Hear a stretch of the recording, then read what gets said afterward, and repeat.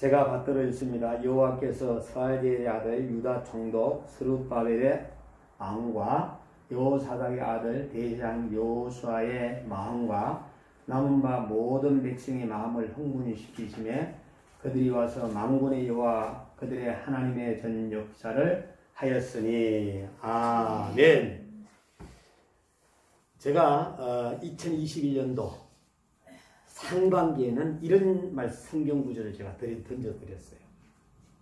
내가 죽지 않고 살아서 여호와의 행사를 선포하리라. 아멘. 그 이후에 하나님께서 나에게 주시는 메시지가 계속해서 나타나지 않았어요. 그런데 오늘 학개서를 전하는 가운데 2장 19절에 오늘부터 내가 너에게 복을 주리라. 이것이 딱 와닿는 거예요. 자, 후반기 남은 10월, 11월, 12월은 오늘부터 내가 누구며 하나님께서 너희에게 여러분의 이름을 넣어서 복을 주리라. 자, 흥분되죠. 흥분. 이 학개서는 오바다서가 구약성경은 가장 짧아요. 구약성경 39권 중에서 다음으로 구약성경 중 가장 짧은 책이 바로 학개서입니다. 2장밖에 안 돼요.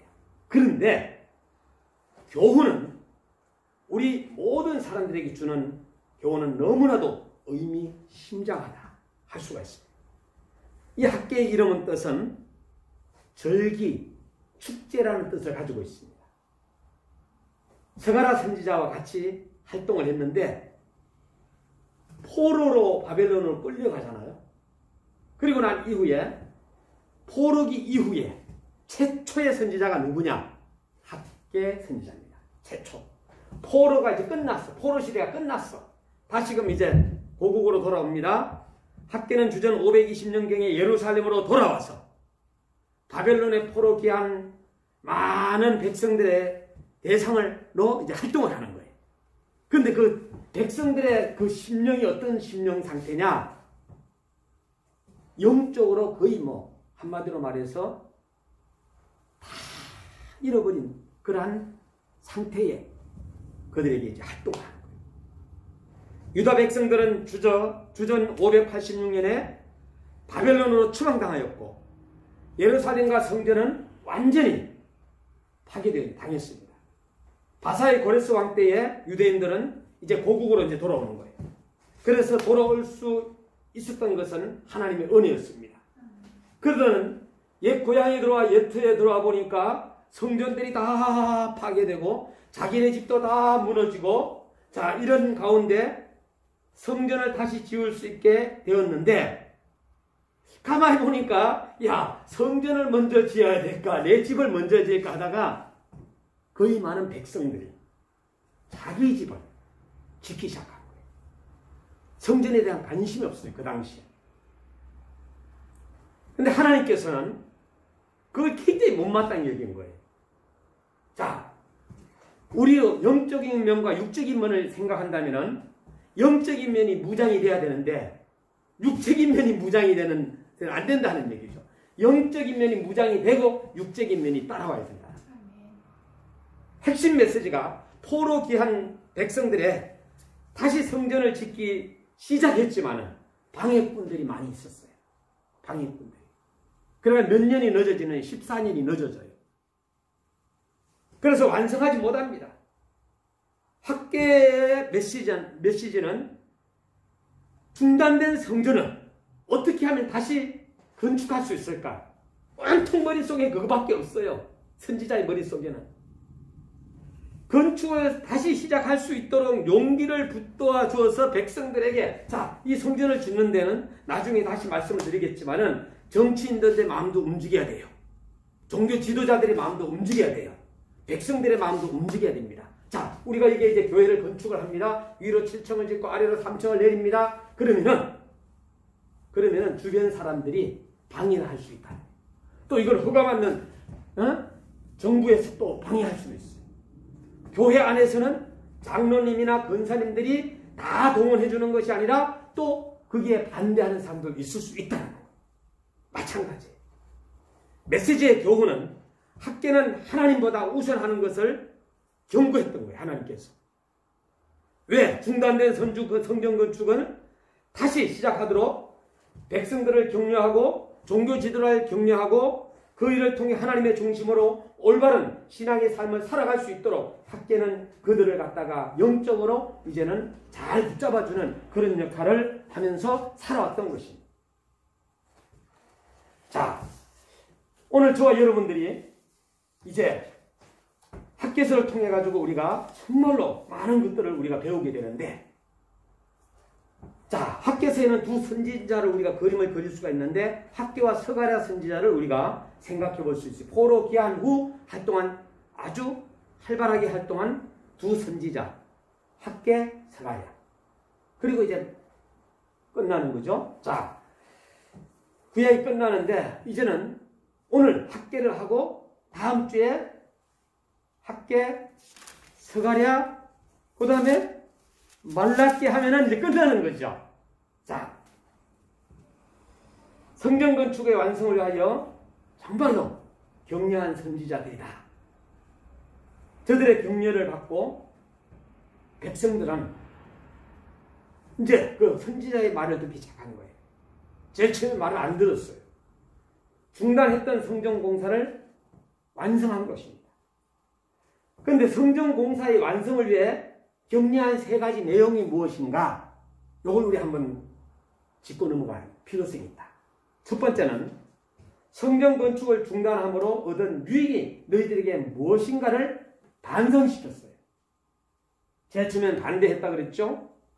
저들은 여러 가지 구실로 성전 건축을 중단하고 그 힘을 자기 집을 짓는데 쏟아부었어요. 그러나 얻은 유익이 그들은 무엇이냐? 아무것도 없었어요. 자, 왜 이것을 갖다 성전을 건축을 했는데 왜 반복해가 다시 한번 우리가 이것을 들어야 되느냐? 정말로 우리에게 영적으로 지적해주는 내용들이 있기 때문입니다. 자, 1장 5절 6절 말씀을 제가 한번 여러분들한테 읽어드릴게요. 같이 읽을까요? 5절 보십시오. 시작. 그러므로 이제 나 만군의 여호와가 말하노니 너희는 자기 소유를 살펴볼지니라. 다시 말해서 자기의 집을 먼저 살펴볼지니라. 이렇게 하나님께서 이야기하시는 거예요. 자, 6절 말씀 시작. 너희가 많이 뿌릴지라도 수입이 적으며 먹을지라도 배부르지 못하며 마실지라도 흡족하지 못하며 입어도 따뜻하지 못하며 일꾼이 싹쓸 받아도 그것을 구멍 뚫어진 전대넘이 되느니라. 저들은 여러 가지 구실로 성전 건축을 중단하고 몇 년이나 계속 딜레이 됐느냐? 14년이라고 얘기했어요. 여러분, 우리가 오늘부터 이제 건축을 시작하는데 1년만 늦게 해도 막 그냥 속 타요. 그런데 14년이라는 생각을 하면 너무너무 길죠. 자, 그 힘을 자기 집들을 짓는데 쏟아부었다는 얘기예요. 성전 건축을 해야 되는데 당시에. 그러나 그들이 집을 지었는데도 자기네들이 아름답게 했는데도 얻은 게 없다라는 거예요. 두 번째는 성전 공사의 완성을 위해 격려한 세 가지 중 두 번째는 뭐냐? 지금 세우는 성전이 가지는 의미의 중요성을 강조합니다. 자, 2장 6절에서 9절 말씀까지입니다. 자, 2장 6절에서 자, 요 성경 구절은 제가 읽어드릴게요. 6절에 나 만군의 여호와가 말하노라. 조금 있으면 내가 하늘과 땅과 바다와 육지를 진동시킬 것이요. 7절에 또한 만국을 진동시킬 것이며 만국의 보배가 이르리니 내가 영광으로 이전에 충만케 하리라. 만군의 여호와의 말이니라. 자, 8절에 같이 읽습니다. 시작. 은도 내 것이요 금도 내 것이니라. 만군의 여호와의 말이니라. 9절 시작. 이전에 나중 영광이 이전 영광보다 크리라. 만군의 여호와의 말이니라. 내가 이곳에 평강을 주리라. 만군의 여호와의 말이니라. 자, 만군의 여호와의 말이라는 단어가 계속해서 반복하여 말하는데 은도 내 것이고 금도 내 것이고 네 것도 내 것이고 네 집도 내 것이라는 거죠. 이것을 강조한 내용이에요. 세 번째는 자, 성전 건축 완료했습니다. 그러나 공사의 완성을 위해 격려한 세 번째는 이후에 받을 축복을 생각해 하므로 이후에 받을 자, 성전 건축을 쉽게 했는데 당시에 자, 그러면은 그 성전 건축을 한 이후에 14년이라는 그 기간 동안에 자기 집에 멋들이지게 뭐 건축하고 하더라도 하나님께서 열매를 맺히도록 해주지 않았습니다. 그런데 2장 19절을 보게 되면은 아주 우리에게 귀한 메시지를 던져줍니다. 다 같이 시작. 곡식 존자가 오히려 창고에 있느냐? 포도나무 무화과 석류나무 감람나무에 열매가 맺지 못하였느냐? 그러나 오늘부터는 너에게 복을 주리라. 여기 바로 2장 19절에 말씀해 주고 있어요.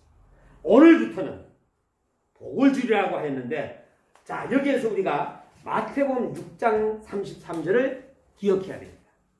먼저 그의 나라와 그의 의를 구하게 되면은 이 모든 것을 너에게 더하게 될 것을 말씀하신 거예요. 성전 건축을 완성하면은 하나님께서 영광을 받으시고 하나님이 기뻐하실 것이라고 이렇게 말씀하셨던 겁니다. 당시에 학계는 이걸 다 선지자는 알면서도 백성들이 따라주지 않으니까 너무나도 가슴이 답답했겠죠. 자, 복 받는 길은 삶의 우선순위를 정하는 데 있다는 것을 우리가 깨닫게 되는 거예요. 삶의 우선순위. 자, 물론 이 저자는 학계입니다만은 목적은 중단됐던 제2성전의 건축을 격려하기 위해서 기록을 남겨야 되겠다 하면서 여호와의 전을 건축하자 이러면서 주제가 바로 여호와의 전을 건축하자 이거였어요. 그러면서 책망과 명령과 격려와 축복과 안전으로 5단계로 학계는 설교하고 있습니다. 그 첫 번째 설교가 1장 1절에서 11절 내용이 바로 책망에 대한 설교예요. 1장 12절에서 15절에는 명령하는 설교를 하는 거예요. 2장 1절에서 9절에는 격려하는 설교를 하는 거예요. 2장 10절에서 19절까지는 축복하는 설교를 하는 거예요. 그리고 2장 20절에서 23절에는 안전에 대한 설교를 하는 거예요.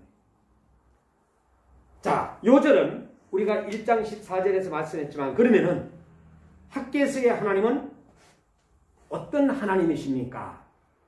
자기의 영광이 거하게 될 성전 건축을 마무리 짓도록 격려하시는 하나님이십니다. 그래서 성전을 건축하다가 안과 밖으로 시련을 당하여서 몇 년? 14년간 중지하고 있었다 그랬죠. 이때 학계 스가랴 선지자가 와서 성전 건축을 위하여 하나님의 말씀으로 격려하고 있습니다. 그 첫 번째가 정치가의 마음입니다. 다시 말해서 그 당시의 총독의 마음을 움직였습니다. 오늘도 하나님은 통치자의 마음을 움직이셔서 저들을 통하여서 하나님의 성전이 건축되어 가는 것을 볼 수가 있습니다. 그리하여 저들을 통해 평화와 질서와 안전을 유지하도록 하나님께서는 환경을 조성시키는 거예요. 그래서 전 세계의 어느 나라 가더라도 치안이 제일 잘 돼 있는 나라가 어디라? 우리 대한민국입니다. 대한민국. 정치가의 마음. 자, 학계에서의 하나님은 어떤 하나님이라고? 정치가의 마음까지도 움직이시는 하나님. 두 번째는 종교 지도자들의 마음입니다. 곧 대제사장들의 마음을 움직였어요.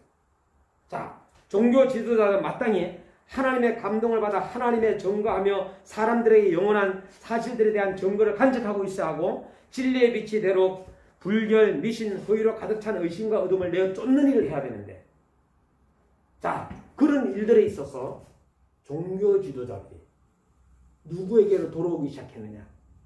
학계 선지자의 말을 들으면서 돌아오기 시작했어요. 종교 지도자들의 마음.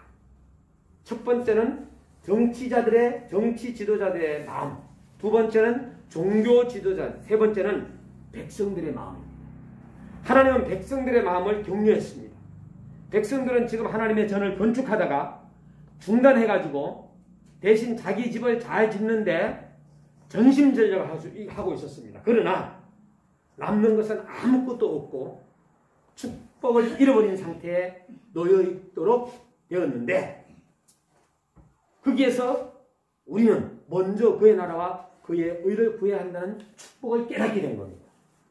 그래서 축복받는 길은 삶의 우선순위라고 그랬죠. 그런데 학개서에는 두 가지로 나타나, 불순종과 순종, 순종과 불순종으로 이렇게 나타나는데, 순종한 사람에게는 하나님의 능력이 임했어요. 순종한 사람에게 격려가 임했어요. 하나님의. 그런데 불순종한 사람에게는 흉년이 임했어요. 불순종한 사람에게는 실패가 있는 거예요. 자, 이렇게 백성들은 영적으로 그 당시에 무기력했지만 대부분이 그들은 이제 학개 선지자의 말을 듣고 어디로 돌아와요?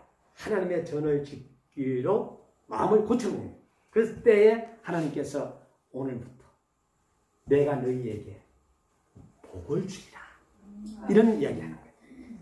기도하십시다.